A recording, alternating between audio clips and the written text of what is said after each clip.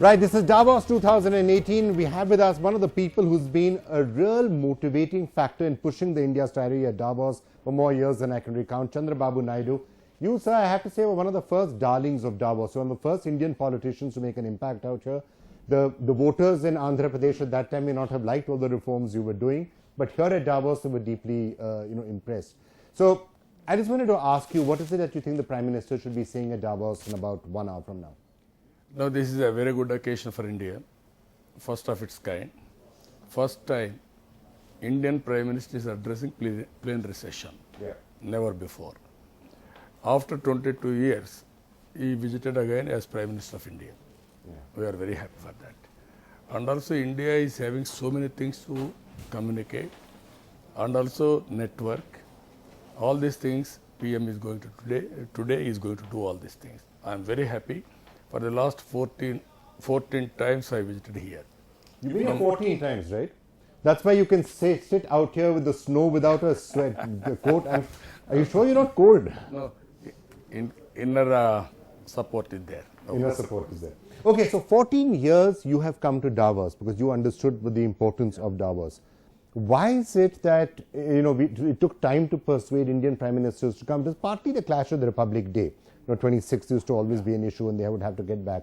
But I'm also most surprised that no Prime Ministers have come out here and sought to speak at Davos. No, as a matter of fact, we didn't visualize the importance of this forum. We didn't use properly. At the same time, 1991 we started economic reforms. In the beginning, we were all used to feel shy to talk about reforms. Yeah. I used to talk very boldly. Yes. That is only the future for India. Always economic reforms brings efficiency, public-private partnership. Yeah. Then naturally we can create wealth. Then automatically wealth will be created. Then distribution of wealth or eradication of poverty will be easy. All these years our people have ignored.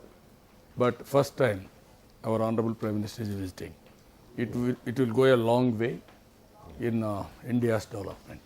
So Mr. Naidu, interesting historical aside, I think one of the first stories I ever did as a journalist was I accompanied the Indian Prime Minister Narasimha Rao to Davos in 1992, so 26 years ago, long time back.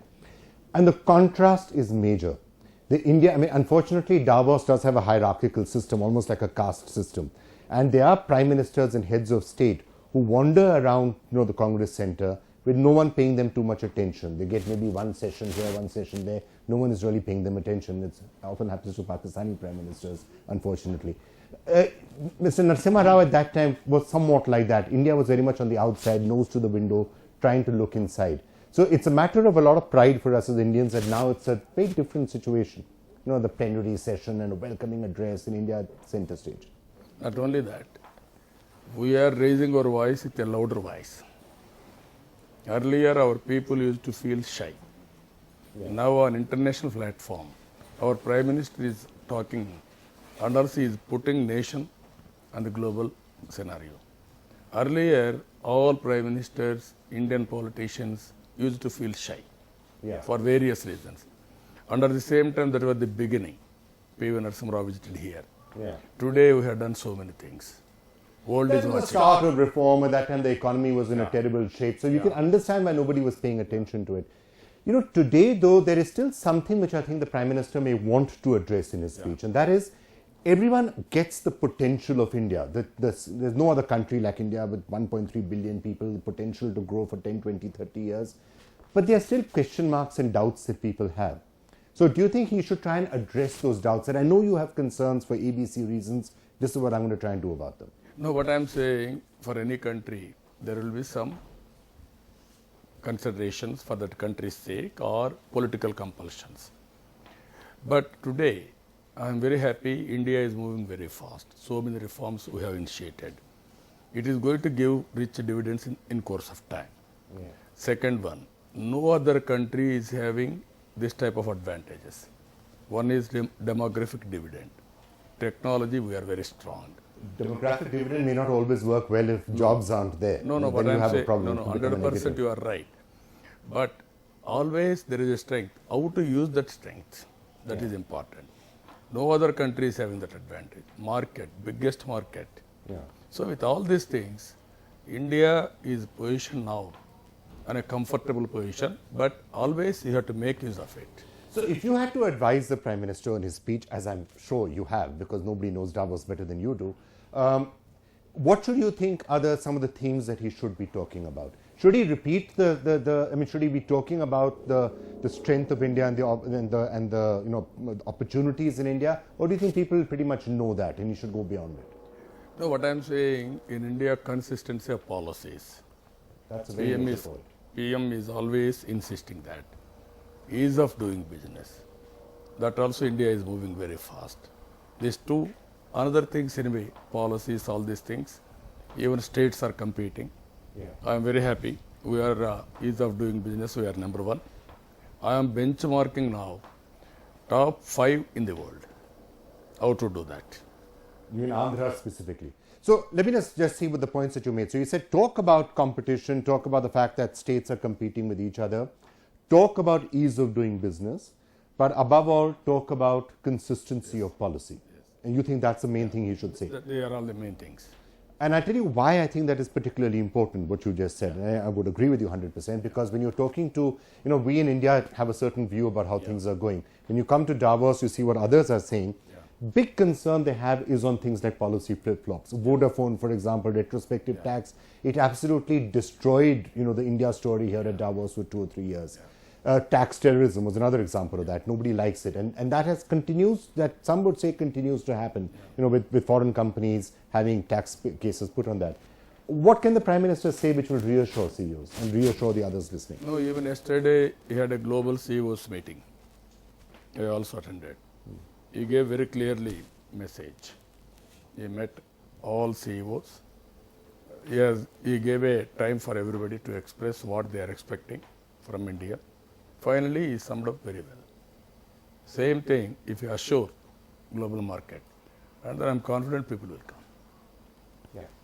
Okay, so that's the economic aspect of it, which is only one part of it. Davos is only partly about economics. It's also a lot about technology, which is something which perhaps India might want to talk about.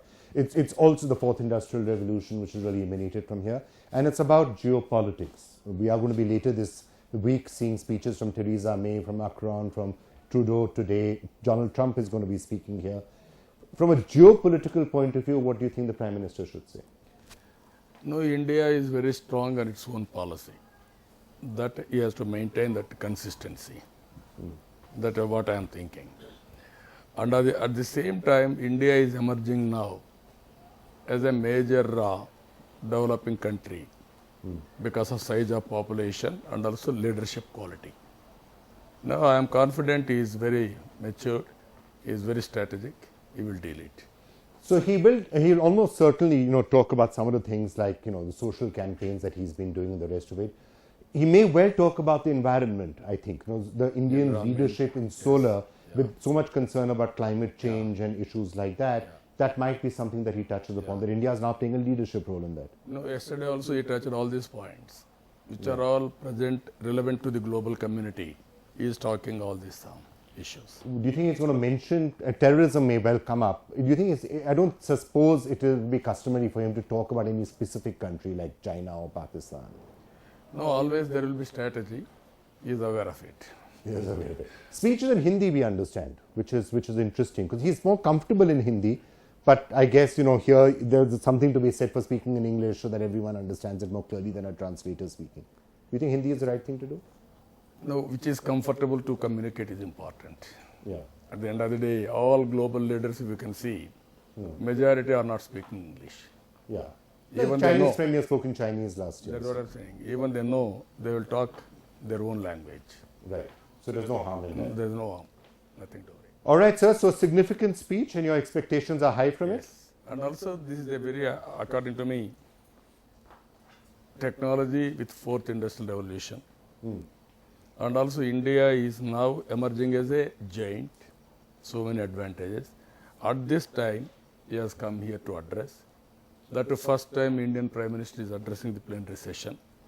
It will go a long way in creating confidence and also self-respect and also global community confidence. All right. Chandrababu Naidu, sir, thank you so you. much for joining us. I'm going to allow you to get inside before you freeze. it's okay. I know inner strength is what you're saying, but No, you know, it's okay. No problem at all. all right. Thank you, sir. Thank you.